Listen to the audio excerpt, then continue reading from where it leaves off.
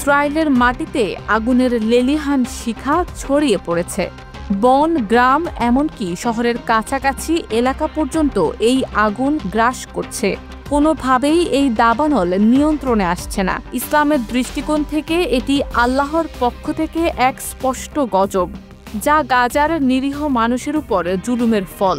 কুরআনে বলা হয়েছে, যারা জুলুম করে তাদের উপর আল্লাহর শাস্তি অবশ্যই আসে।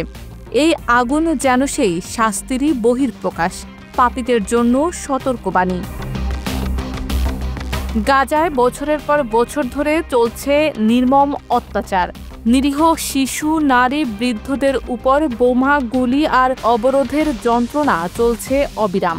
ইসরায়েলের এই জুলুমের বিরুদ্ধে গাজার মানুষের ফরিয়াদ যেন আল্লাহর আরশে পৌঁছেছে। ইসলাম শিখিয়েছে, জুলুমকারীর শাস্তি দুনিয়াতেই শুরু হয়। আজ ইসরায়েলের এই অগ্নিকাণ্ড যেন আল্লাহর সেই বিচার। হাজার হাজার হেক্টর জমি পুড়ে ছাই, বহু মানুষ গৃহহীন। এটি গাজার রক্তের প্রতিশোধ বলে আখ্যায়িত করছে অনেকেই। বিজ্ঞানীরা বলছেন, খরা আর জলবায়ু পরিবর্তন এই দাবানলের কারণ, কিন্তু মুমিনের দৃষ্টিতে এটি আল্লাহর ইচ্ছার বাস্তবায়ন। কুরআনের সূরা আল ইমরানের ১২৯ নম্বর আয়াতে বলা আছে, আল্লাহ যাকে ইচ্ছা শাস্তি দেন, যাকে ইচ্ছা রহমত দেন। গাজায় মানুষের আর্তনাদের জবাবে আল্লাহ এই আগুন পাঠিয়েছেন বলে অনেকেই বিশ্বাস করেন।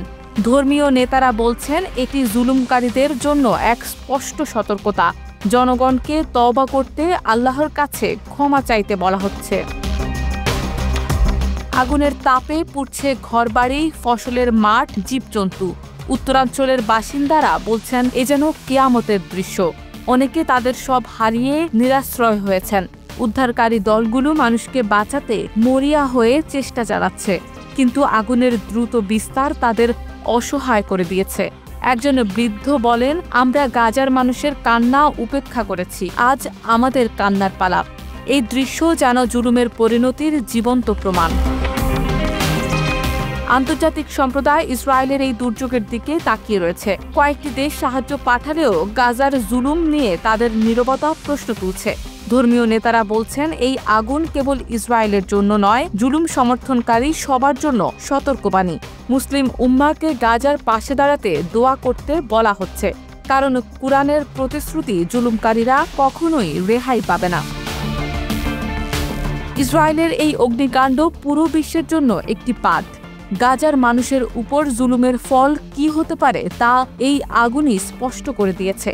ধর্মীয় দৃষ্টিকোণ থেকে এটি আল্লাহর গজব, যা জুলুমকারীদের ধ্বংসের আলামত। তবে আল্লাহ ক্ষমাশীল। তওবা করে জুলুম বন্ধ করে গাজার মানুষের অধিকার ফিরিয়ে দিলে আল্লাহ যদি চান, এই গজব থেকে মুক্তি মিললেও মিলতে পারে।